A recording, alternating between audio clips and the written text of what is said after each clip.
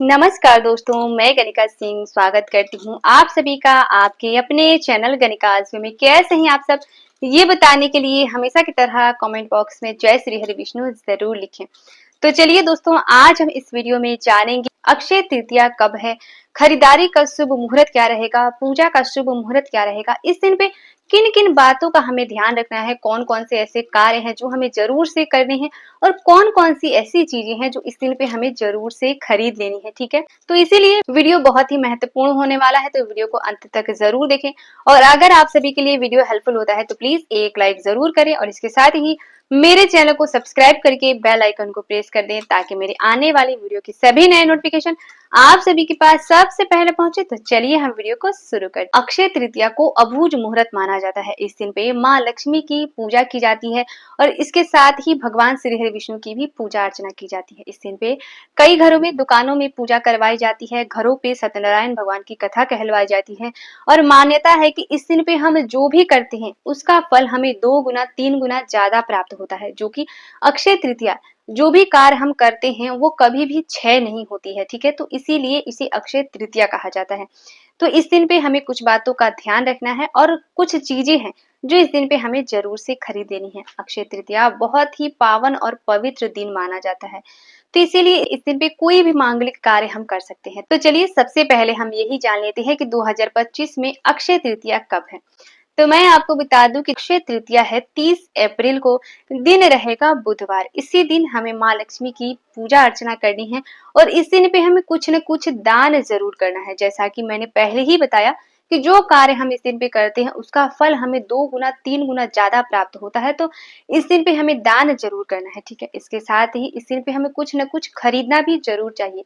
जैसा कि बहुत सारे लोग सोना चांदी खरीदते हैं, जैसे हम धनतेरस के दिन पे खरीदते हैं, माँ लक्ष्मी के स्वरूप में अपने घर पर लेकर आते हैं सोना और चांदी। इसी प्रकार से अक्षय तृतीया के दिन भी माँ लक्ष्मी के स्वरूप में हमें सोना चांदी खरीद कर अपने घर पर जरूर लाने चाहिए।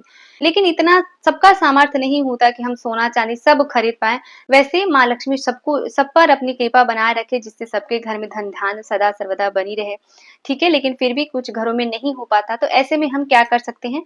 तो मैं आपको बता दूं कि ऐसे में हमें अपने घर पे हल्दी की गांठ जरूर खरीदनी है। इसके साथ ही हम जौ, गोमती चक्र, शंख, टिकरी, मिठाई, वस्त्र, ये सभी चीजें इस दिन पर खरीद सकते हैं। ठीक है, इससे भी माँ लक्ष्मी अत्यंत ही प्रसन्न होती हैं।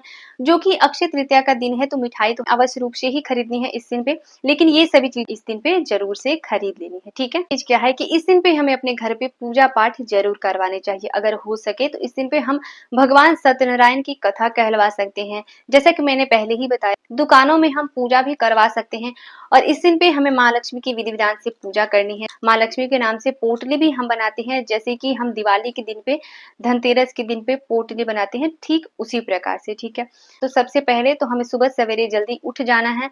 इसके बाद हमें अपने घर के सभी कार्य समाप्त करने के बाद से नहा धो के गंगा जल या हल्दी जल का छिड़काव करते हुए माँ लक्ष्मी की भगवान श्री हरि विष्णु की विधि विधान से पूजा अर्चना कर लेनी है। इसके पश्चात हमें कुछ भी अपनी खरीदारी करनी है। किसी भी कार्य की शुरुआत इस दिन पे हम कर सकते हैं, जैसे नई गाड़ी लेना, नया घर खरीदना, जमीन खरीदना, सभी कार्य इस दिन पे हम कर सकते हैं। ठीक है, तो चलिए अब हम जान लेते हैं कि कौन कौन से ऐसे कार्य हैं जो इस दिन पे हमें भूल से भी नहीं करने हैं। तो इसमें सबसे पहला तो मैं यही बोलूंगी कि देर तक हमें सोना नहीं है, सूर्य उदय से पूर्व हमें जरूर से उठ जाना है।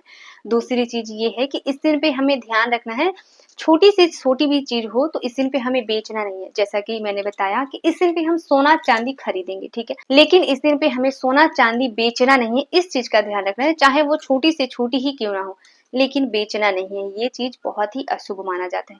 जितना हो सके इस दिन पे हमें खरीद कर लाना है अगर है तो, लेकिन बेचना नहीं है। इससे माँ लक्ष्मी हमसे रुष्ट होती है, क्योंकि लक्ष्मी जी का दिन है और हम लक्ष्मी जी को घर से बाहर कैसे निकाल सकते हैं। तो इसीलिए हमें अपने घर में लेकर आना है, निकालना नहीं है। इस चीज का ध्यान रखना है। ठीक है, दूसरी चीज क्या है कि इस दिन पे हमें ना ही किसी से उधार लेना है और ना ही किसी को उधार देना है। इस बात का भी हमें ध्यान रखना है। जैसा कि जो कार्य करते हैं उसका फल हमें 2 गुना 3 गुना प्राप्त होता है, तो ऐसे में अगर हम कर्ज लेते हैं तो वो भी बढ़ेगा ही इस दिन पे अगर हम करेंगे तो इसीलिए हमें कभी भी भूल से इस दिन पे कर्ज नहीं लेना है। जो है जितना है उतना में ही हमें रहना है। ठीक है, उससे हमें अधिक की चेष्टा नहीं करनी है। जो है जितना है उसी में हमें खुश रहना है। उधार वगैरह इस दिन पे नहीं लेना है, ना ही किसी को देना है। बहुत ज्यादा अगर जरूरी है, कोई जैसे बीमार पड़ गया है, बहुत ज्यादा इमरजेंसी है, तो ऐसे में हम दे सकते हैं। किसी हेल्प करना ये कोई अशुभ नहीं होता है, तो हम हेल्प कर सकते हैं। किसी के बहुत ज्यादा अगर जरूरी हो गया बीमार वगैरह में, तो हम दे सकते हैं। लेकिन वैसे अगर मैं बात करूं कि किसी के कार्य के लिए या कुछ और बातों के लिए देना है, तो ऐसे में कर्ज नहीं देना है। इस सभी चीजों का भी ध्यान रखना है, ठीक है। चलिए अब हम जान लेते हैं कि पूजा का और खरीदारी का शुभ मुहूर्त क्या रहेगा। तो मैं आपको बता दूं कि पूजा का शुभ मुहूर्त रहेगा इस दिन पे 30 अप्रैल दिन बुधवार को सुबह 5:41 से 12:18 तक। ये जो समय है ये पूजा का शुभ मुहूर्त है।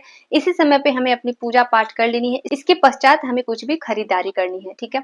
तो खरीदारी का शुभ मुहूर्त क्या रहेगा, कुछ भी हम खरीदते हैं, चाहे वो सोना चांदी हो या अन्य कोई वस्तु हो, तो वो हमें कब खरीदना है। तो मैं आपको बता दूं कि इस खरीदारी का शुभ मुहूर्त है सुबह 5:41 से दोपहर 2:12 तक, ठीक है। बहुत ज्यादा हमें समय मिल रहा है, तो कुछ भी हमें खरीदना है तो इसी समय पे खरीदना है। ये जो है वो शुभ मुहूर्त है।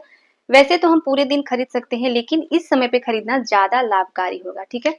तो आशा करती हूँ सारी बातें आप लोगों को समझ में आई होंगी। बहुत अच्छे से मैंने समझाई है, तो आशा करती हूँ सारी बातें आप लोगों को समझ में आई होंगी, ठीक है। आज के लिए इतना ही। मिलती हूँ मैं आप सभी से फिर एक नए वीडियो में। तब तक के लिए नमस्कार। वीडियो को लाइक, चैनल को सब्सक्राइब जरूर कर दीजिएगा। जहाँ भी रहिए खुश रहिए, मुस्कुराते रहिए। नमस्कार।